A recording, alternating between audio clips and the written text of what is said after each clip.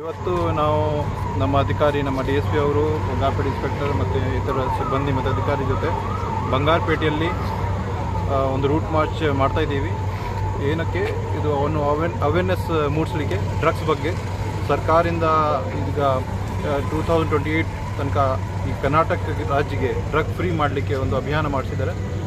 ಅಲ್ಲಿ ರೈಸ್ ಮತ್ತು ಬೇಡ ಬ್ರೋ ಒಂದು ಕ್ಯಾಂಪೇನ್ ಇದೆ.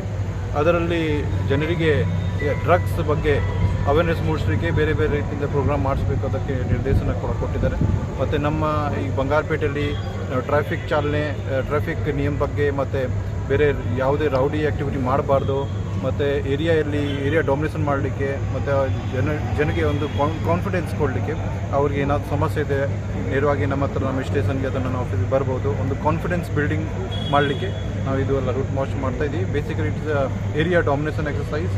ಆ ಏರಿಯಲ್ಲಿ ಯಾರು ರೌಡೀಸ್, ಕಳ್ಳರು ಅಥವಾ ಏನೋ ಸೋಷಿಯಲ್ ಎಲಿಮೆಂಟ್ಸ್ ಇರ್ತಾರೆ ಅವ್ರಿಗೆ ಅವ್ರ ಮೇಲೆ ನಿಗಾ ಇಟ್ಕೊಳ್ಲಿಕ್ಕೆ ಮತ್ತು ಅವ್ರಿಗೆ ವಾರ್ನಿಂಗ್ ಕೊಡಲಿಕ್ಕೆ ನಾವು ಇದು ಮಾಡ್ತಾಯಿದ್ದೀವಿ.